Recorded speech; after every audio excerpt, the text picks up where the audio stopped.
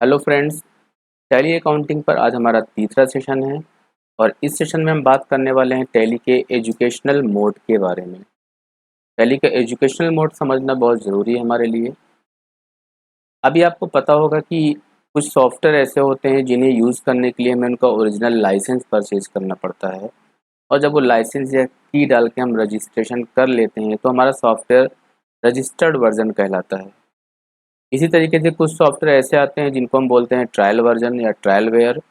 वो एक particular time के बाद अपने आप एक्सपायर हो जाते हैं या काम करना बंद कर देते हैं। कुछ सॉफ्टवेयर ऐसे होते हैं जिनको डेमो वर्जन बोला जाता है, यानी ऐसा सॉफ्टवेयर जो कुछ लिमिटेड फीचर के साथ है।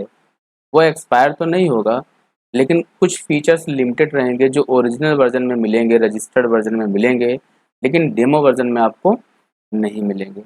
अगर हम टैली की बात करें तो टैली का जो सॉफ्टवेयर है, एक तो वो रजिस्टर्ड वर्जन आता है जहाँ पर आपको एक टैली की तरफ से एक की मिलता है या सीरियल नंबर मिलता है, उसको आप डाल के ऑनलाइन रजिस्ट्रेशन कर लेते हो तो आपका जो टैली है वो रजिस्टर्ड वर्जन हो जाता है। अब सारे फीचर्स उसके प्रॉपरली काम करेंगे। लेकिन टैली का सॉफ्टवेयर आपने इंस्टॉल किया और टैली को आपने की डाल के रजिस्टर नहीं किया है तो टैली का आपका जो अनरजिस्टर्ड वर्जन है वो एजुकेशनल मोड में ही ओपन कर सकते हो आप। जब आप टैली को एजुकेशनल मोड में ओपन करते हो तो कुछ उसकी लिमिटेशंस हो जाती हैं।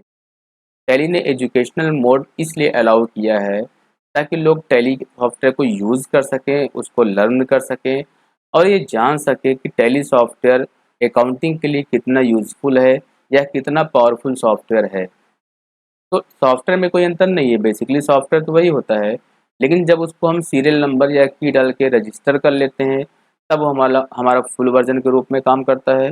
और जब तक टैली को हमने रजिस्टर्ड नहीं किया है तब तक उसे जब हम ओपन करेंगे तो वो हम एजुकेशनल मोड में ही ओपन कर सकते हैं। जब हम टैली को एजुकेशनल मोड में ओपन करते हैं तो टैली के लगभग लगभग सारे फीचर्स काम करते हैं, लेकिन कुछ लिमिटेशंस होती हैं। तो आज हम उसी टॉपिक पे चर्चा करने वाले हैं कि टैली में एजुकेशनल मोड जब ओपन करते हैं तो क्या लिमिटेशंस टैली की होती हैं, है। व्हाट इज एजुकेशनल मोड हमने समझ लिया ऑलरेडी कि अगर हमारा टैली का सॉफ्टवेयर रजिस्टर्ड नहीं है तो वो एजुकेशनल मोड में ही ओपन होगा, कुछ लिमिटेशंस के साथ। वो लिमिटेशंस क्या हैं? ये 4 बेसिक पॉइंट हैं। आपको पता है कि टैली एक अकाउंटिंग सॉफ्टवेयर है। हम जब भी कोई ट्रांजैक्शन रिकॉर्ड करेंगे, लाइक सेल्स रिकॉर्ड कर रहे हैं, परचेज वाउचर रिकॉर्ड कर रहे हैं, पेमेंट रिसीप्ट, कुछ भी हम ट्रांजैक्शन जब रिकॉर्ड करते हैं तो वहाँ पर ट्रांजैक्शन की डेट हमें फीड करनी पड़ती है। जैसे आज की डेट में अगर हम ट्रांजैक्शन रिकॉर्ड कर रहे हैं तो आज है 8 जुलाई 2020। तो आज की डेट में अगर हम कोई सेल्स इनवॉइस काटेंगे, सेल्स इनवॉइस चढ़ाएंगे तो डेट क्या डालेंगे? आज की डेट 8 जुलाई 2020। लेकिन टैली में जो एजुकेशनल मोड में हम टैली को ओपन करते हैं, स्टार्ट करते हैं, तो वहाँ पर पहली लिमिटेशन क्या है कि टैली में हम जो डेट फीड कर सकते हैं वो डेट मंथ की फर्स्ट तारीख हो सकती है, फर्स्ट डे, सेकंड डे और 31st डे हो सकता है। यानी टैली को अगर हमने एजुकेशनल मोड में ओपन किया है, टैली हमारा रजिस्टर्ड वर्जन नहीं है, तो कोई भी ट्रांजैक्शन जब हम रिकॉर्ड करते हैं तो वहाँ पर महीने की एक मिनट महीने की पहली तारीख में हम एंट्री कर सकते हैं, दूसरी तारीख में एंट्री कर सकते हैं और 31 जो तारीख होगी जिस महीने की वहाँ पर एंट्री कर सकते हैं। इन 3 डेट के अलावा किसी और डेट में हम कोई ट्रांजैक्शन रिकॉर्ड नहीं कर सकते हैं।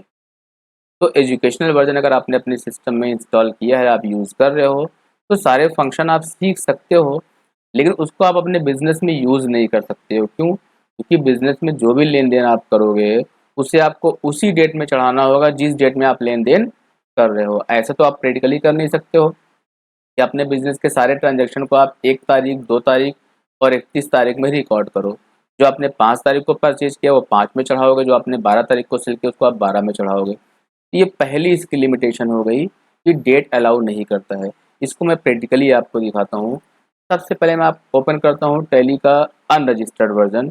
जब हम अनरजिस्टर्ड वर्जन को ओपन करते हैं तो हमारे सामने एक स्टार्टअप स्क्रीन आता है। मैं आपको दिखा देता हूँ।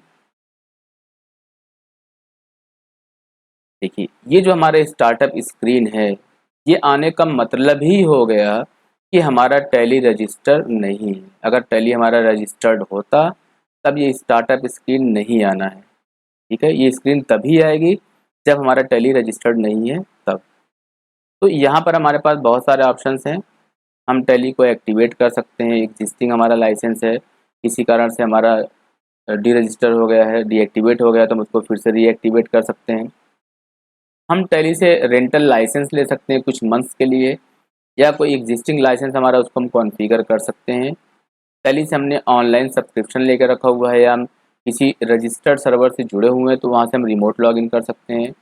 लेकिन अगर इनमें से कोई फीचर हमारे पास नहीं है, न तो टैली का लाइसेंस हमारे पास है, न तो उसका हमारे पास रेंटल लाइसेंस है, तो हम टैली को ओपन एजुकेशनल मोड में ही ओपन कर सकते हैं। ठीक है, अब देखिए टैली को एजुकेशनल मोड में ओपन करने से फ़र्क क्या पड़ेगा। हमने टैली को ओपन कर दिया, ये कंपनी ओपन करने के लिए पासवर्ड लगाया है। पिछले सेशन में हमने आपको यही कंपनी बना के दिखाया था। आपको पता है कि टैली वार्ड पासवर्ड है, यूज़र पासवर्ड है। ये हमने टैली स्टार्ट कर लिया। अभी लेजर वगैरह कैसे क्रिएट करते हैं हम अगले सेशन में आपको बताएंगे। अभी एग्जाम्पल के लिए मैं यहाँ पर एक लेजर क्रिएट कर लेता हूँ। मैंने क्रिएट कर लिया एक परचेज अकाउंट, ये हमारा जाएगा परचेज में। अभी आप ये मत समझिए कि ये क्या है। एक सेल्स अकाउंट हमने क्रिएट किया, ये हमारा जाएगा सेल्स अकाउंट में। एक बिग बाज़ार नाम का हमने सप्लायर बना लिया, ये हमारा जाएगा सन्ड्री क्रेडिटर में। चलिए इतना ही हम बनाते हैं। अभी यहाँ पे हम आते हैं अकाउंटिंग वाउचर्स पर, और यहाँ पर सबसे पहले हम परचेज करते हैं, F9 प्रेस करते हैं, परचेज वाउचर आ जाएगा। इनवाइस नंबर पूछा इसने, हम कुछ भी इनवाइस नंबर डाल देते हैं।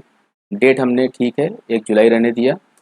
पार्टी नेम बिग बाज़ार से हम परचेज कर रहे हैं, और परचेज लेजर हमारा हो जाएगा परचेज। यहाँ पर आइटम इनवाइस की जगह हम कर देते हैं अकाउंट इनवाइस फिलहाल अभी। तो ये सब अभी आप मत समझिए कि आइटम इनवाइस क्या अकाउंट इनवाइस क्या, मैं यहाँ पे डेट आपको सिर्फ समझाने वाला हूँ, आप देखिएगा गौर से। यहाँ हमने ले लिया परचेज अकाउंट और 5,000 रुपये का सामान परचेज किया। डेट हमारी क्या है 1 जुलाई। डेट चेंज करने के लिए आप F2 के प्रेस करोगे, या यहाँ पर देखिए ऑप्शन बना है बटन F2। यहाँ पर हमने दे दिया 2 जुलाई, इंटर किया। 2 जुलाई भी एक्सेप्ट कर लिया। देखिए आप यहाँ पर डेट हमारा क्या है 2 जुलाई आ गया। 3 जुलाई हमने देना चाहा, अभी हमारी डेट एंटर करने के बाद भी एक्सेप्ट नहीं हो रहा है। मैं अगर इसको कर देता हूँ 1 अप्रैल,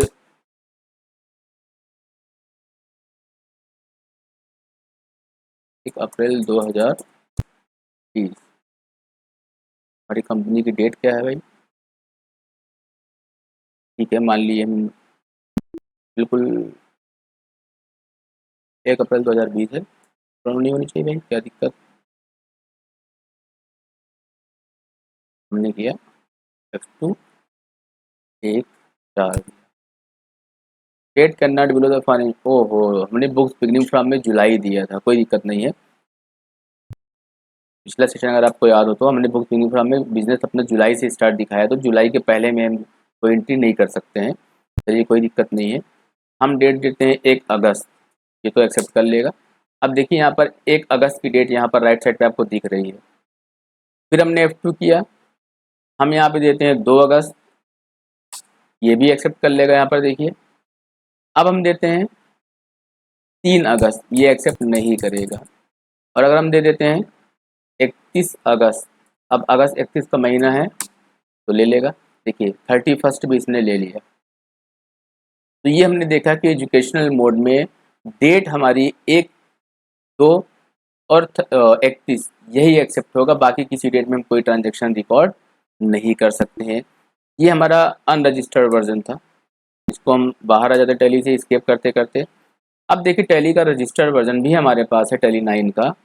अब टैली हम वो ओपन करते हैं जो रजिस्टर्ड हमारे पास है। ठीक है, एक चीज़ आपने यहाँ पर गौर किया होगा कि जब हमने एजुकेशनल वाला टैली ओपन किया था जो रजिस्टर्ड नहीं था, तो वहाँ पर स्टार्टअप स्क्रीन आया था जहाँ पर लाइसेंस को एक्टिवेट करने को, रीएक्टिवेट करने को, कॉन्फ़िगर करने को बोल रहा था। लेकिन ये जो हमारा रजिस्टर्ड वर्जन है, ये हमारा टैली गोल्ड है, यानी मल्टी यूज़र है, तो ये इसका सीरियल नंबर है, ये रजिस्टर्ड वर्जन है। अब यहाँ पर अगर हम वाउचर एंट्री करते हैं, हम पेमेंट करें या F9 करें, हम कैश अकाउंट से पेमेंट कर रहे हैं, किसको पेमेंट कर रहे हैं, एक लेजर क्रिएट करते लेते हैं हम। बिग बाज़ार से हमने कुछ परचेज किया था, इनसे हम इनको हम पेमेंट करें सपोज दैट। अभी यहाँ पे बेसिकली हमको डेट समझना है। हमने F2 प्रेस किया, ये 2 तारीख भी ले लिया। आप देखिए यहाँ पे देखिए 2 अप्रैल दिखा रहा है। अगेन हमने F2 प्रेस किया, हम यहाँ पे ले लेते हैं 15 अप्रैल। अब आप देखिए राइट साइड पे यहाँ पर माउस पॉइंटर के पास, यहाँ इसने 15 अप्रैल भी एक्सेप्ट कर लिया। यानी कोई भी डेट हम देंगे, 20 अगस्त ये हमने दे दिया, ये भी इसने एक्सेप्ट कर लिया। तो जो भी डेट हम दे रहे हैं 1 2 3 4 5 6, वो सारी डेट एक्सेप्ट कर ले रहा है। यानी रजिस्टर्ड वर्जन में हम किसी भी डेट में एंट्री कर सकते हैं। ठीक है, कैसे पता ये रजिस्टर्ड है? आप देखिए जब हम एजुकेशनल मोड टैली का ओपन करते हैं जो रजिस्टर्ड नहीं है, तो स्टार्टअप स्क्रीन हमारे सामने आ जाती है, जहाँ पर टैली हमें ऑप्शन देता है कि हम अपने लाइसेंस को एक्टिवेट या रीएक्टिवेट कर सकें। लेकिन लाइसेंस की हमारे पास नहीं है, वन हम रजिस्टर्ड कर चुके होते। हम रिमोटली लॉगिन भी तभी कर सकते हैं जब टैली से हमने ऑनलाइन सब्सक्रिप्शन ले रखा हुआ है तब, वरना हमें टैली को एजुकेशनल मोड में ही ओपन करना पड़ता है। लेकिन अगर हमारा टैली रजिस्टर्ड है, मैं आपको फिर ओपन करके दिखाता हूँ। टैली 9 का रजिस्टर्ड वर्जन हमारे पास है। इसको जैसे हम क्लिक करेंगे, यहाँ पर कोई स्टार्टअप स्क्रीन नहीं आई, जो पहली कंपनी थी वो ओपन हो गई। आपको मैंने पिछली वीडियो में बताया था कि जब हम टैली स्टार्ट करते हैं, अगर कोई एग्जिस्टिंग कंपनी है, पहले से बनी हुई कंपनी है, तो ऑटोमेटिकली वो कंपनी ओपन हो जाएगी, हम गेटवे ऑफ टैली पे आ जाएंगे। और यहाँ पे हमने आपको दिखाया कि वाउचर एंट्री करते समय हमने क्या किया, किसी भी डेट में एंट्री किया वो एक्सेप्ट कर लिया। ये हमारा पहला अंतर है। दूसरा हमारा अंतर क्या है, टैली में जब हम सारी एंट्री कर लेते हैं तो बहुत सारी बिजनेस रिपोर्ट हमारी जनरेट होती है। ठीक है, तो वो बिजनेस रिपोर्ट प्रिंट करने के लिए जहाँ से हम रिपोर्ट को डिस्प्ले कर रहे हैं हम वहाँ से भी प्रिंट कर सकते हैं। इसके अलावा एक प्रॉपर ऑप्शन टैली हमें प्रोवाइड करता है जिसका नाम है मल्टी अकाउंट प्रिंटिंग ऑप्शन। ये गेटवे ऑफ टैली में सेकंड लास्ट ऑप्शन होता है, मल्टी अकाउंट प्रिंटिंग ऑप्शन। इससे हम टैली के जितने भी रिपोर्ट हैं उनको प्रॉपरली हम प्रिंट निकाल सकते हैं। तो अगर आपका टैली रजिस्टर्ड है तब तो ये ऑप्शन आपको मिलेगा, अगर रजिस्टर्ड नहीं है तो ये ऑप्शन आपको नहीं मिलेगा। पहले मैं ओपन करके दिखाता हूँ टैली का आपका वो वर्जन जो रजिस्टर्ड नहीं है। रजिस्टर्ड नहीं है तो देखिए फिर स्टार्टअप स्क्रीन आएगी। जब तक आप टैली का लाइसेंस वर्जन नहीं यूज़ करोगे तब तक वो स्टार्टअप स्क्रीन आती ही रहेगी, और हमेशा आपको एजुकेशनल मोड पे जाना है, Alt+W कर देना है। तो मैंने पासवर्ड लगा के रखा हुआ है। चलिए ये हमारा ओपन हो गया। यहाँ पे देखिए जैसे मैं यहाँ पे बैलेंस शीट देख रहा हूँ, ये बैलेंस शीट है। यहाँ पे हम प्रिंट बटन पे क्लिक कर देंगे या Alt+P करेंगे तब रिपोर्ट को हम प्रिंट कर सकते हैं। हम कोई भी ऐसे रिपोर्ट देख रहे हैं, प्रॉफिट लॉस देख रहे हैं, अभी सब पे देखिए कोई फिगर नहीं आ रहा क्योंकि हमने कोई एंट्री नहीं किया है। ठीक है, कोई कंपनी अगर हमारे पास बनी है तो मैं देख लेता हूँ, वही ओपन कर लेता हूँ।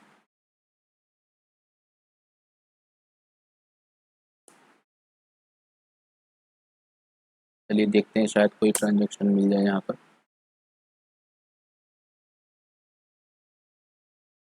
जैसे मैं बैलेंस शीट देख रहा हूँ, ये हमारा बैलेंस शीट पूरा आ रहा है। हम यहाँ पर प्रिंट बटन पर क्लिक करके या Alt+P प्रेस करके प्रिंट कर सकते हैं।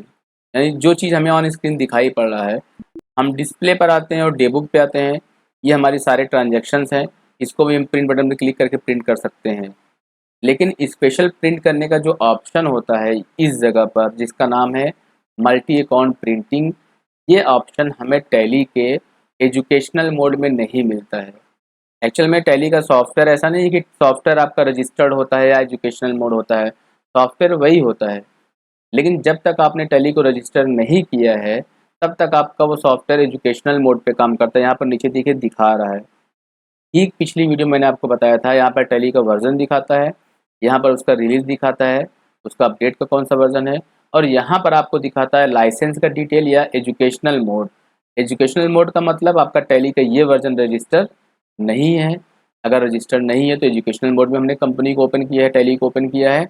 एजुकेशनल मोड में एक तो डेट हम चेंज नहीं कर पा रहे हैं 1 2 और 31 के अलावा, दूसरा प्रिंट करने का जो स्पेशल ऑप्शन होता है मल्टी अकाउंट प्रिंट, ये भी हमें यहाँ पर नहीं मिलेगा।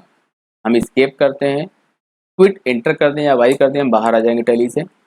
अब हम ओपन करते हैं टैली 9 जो हमारा रजिस्टर्ड है, इसने कोई स्टार्टअप स्क्रीन नहीं दिया, कंपनी ओपन कर दिया इसने अपने आप।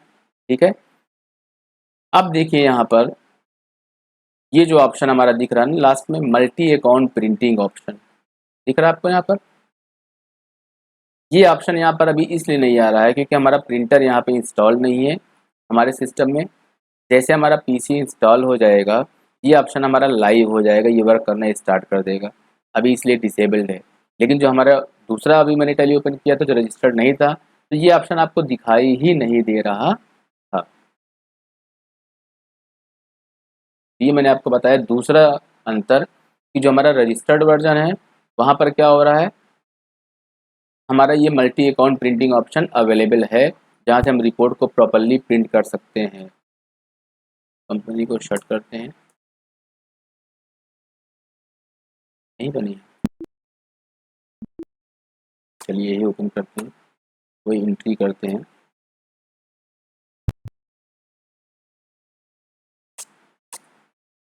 कोई ट्रांजैक्शन सेव करने के बाद चलिए ठीक है, ये इसी कारण से इनेबल नहीं है, लेकिन डिस्प्ले है, आपको दिख रहा है कि ये ऑप्शन यहाँ पर अभी है। जब प्रिंटर इंस्टॉल करके कनेक्ट करेंगे तो ये ऑप्शन हमारा डिसेबल हो जाएगा, सॉरी इनेबल हो जाएगा।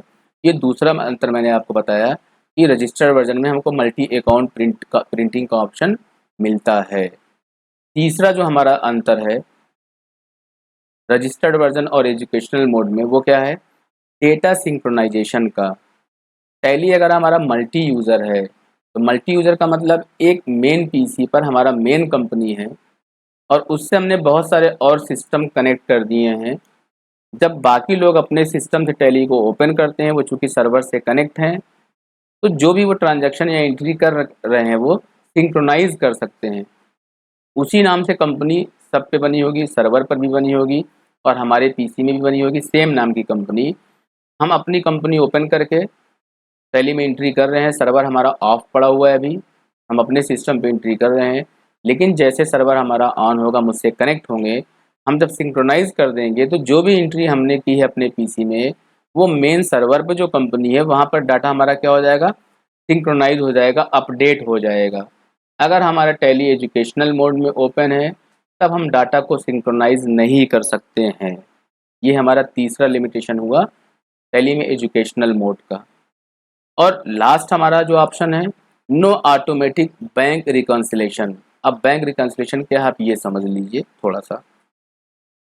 हम टैली को स्टार्ट करते हैं, ठीक है।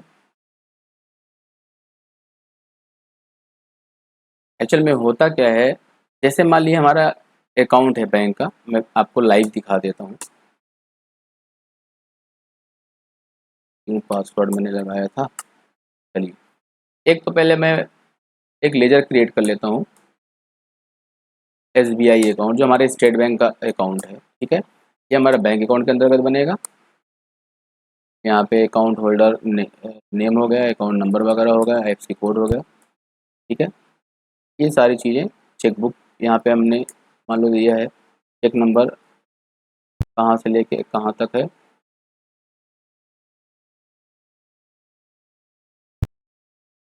Check number must contain only numeric characters and must at least 6 digit का होना चाहिए, ठीक है। चलिए 6 डिजिट का हो गया और ये हमारा हो गया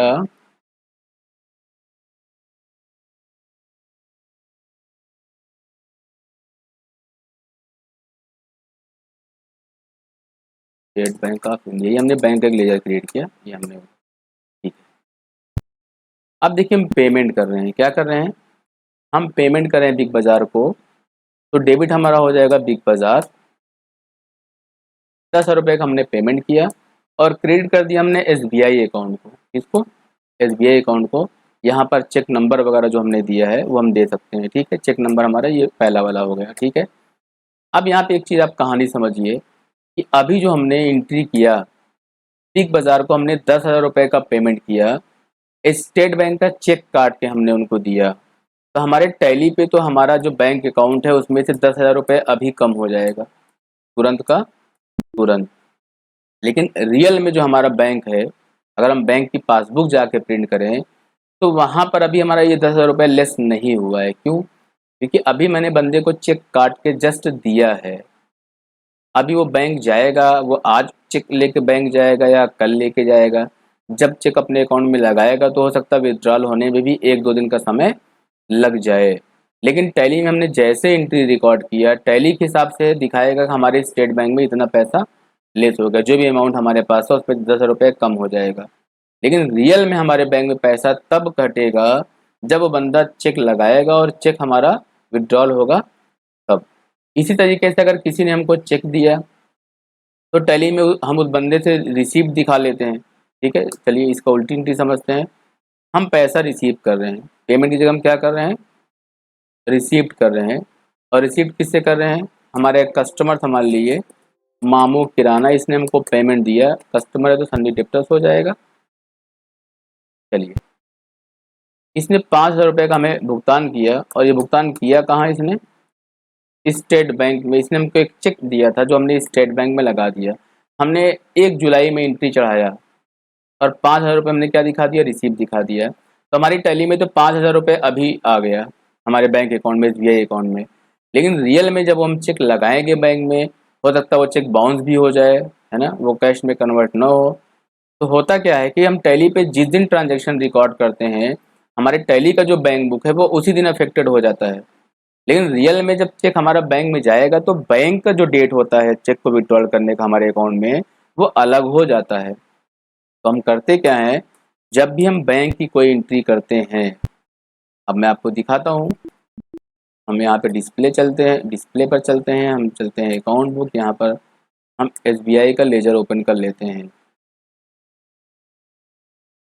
देखिए यहाँ पर दिखा रहा है कि हमने पेमेंट किया था, ठीक है, 1 जुलाई में, और रिसीव भी हमने मामू किराना से 1 जुलाई में किया है। तो ये दोनों चेक हमने टैली में 1 जुलाई को चढ़ाया, तो उसका असर हमारे बैंक अकाउंट में टैली में अभी पड़ गया है। लेकिन रियल में बैंक की डेट अलग हो सकती है। तो यहाँ पर देखिए एक बटन आपको दिख रहा है, रिकनसाइल। हम इस पर क्लिक करेंगे और यहाँ मैंने डाला कि चेक जो हमने दिया था 1 जुलाई को, वो हमारा विड्रॉल हुआ है 2 जुलाई को। ठीक है, और जो हमने चेक रिसीव किया था मामू किराना से, पहली पे तो हमने 1 जुलाई चढ़ा दिया, लेकिन रियल में जब हमने बैंक में लगाया तो वो पैसा हमारे बैंक अकाउंट में आया है 5 जुलाई 2020 को।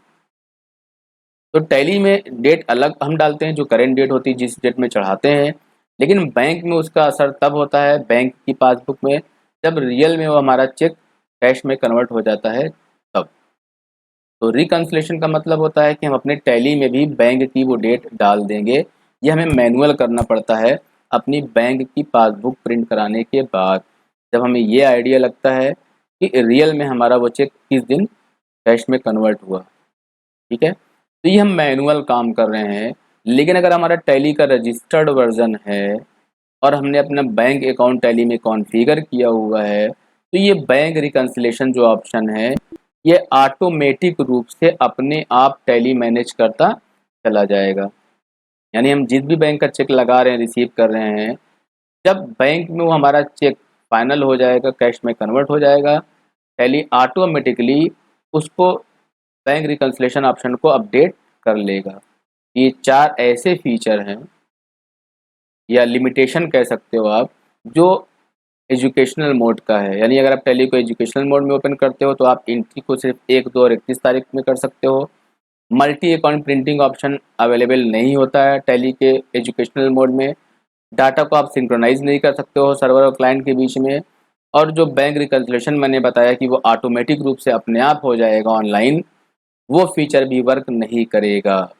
लेकिन अगर आपका टैली का वर्जन रजिस्टर्ड है तो ये सारी लिमिटेशन वहाँ पर नहीं मिलती हैं। तो आई होप आपको समझ में आ गया होगा कि टैली का जो एजुकेशनल मोड है, वो टैली ने लर्निंग प्रोसेस के लिए उस मोड को यूज़ किया है, उस मोड को बनाया है ताकि आप टैली को आसानी से सीख सको, लर्न कर सको। और टैली सीखने के लिए आपको टैली का लाइसेंस खरीदने की ज़रूरत ना पड़े। अब टैली ने आपने सीख लिया, उसको बाकायदा प्रोफेशनली अगर आपको अपनी शॉप पे यूज़ करना है, तब टैली का रजिस्टर्ड वर्जन आपको लेना पड़ेगा, क्योंकि एजुकेशनल वर्जन की लिमिटेशन मैंने आपको बता दिया। तो ये सेशन यहीं पर कंप्लीट होता है।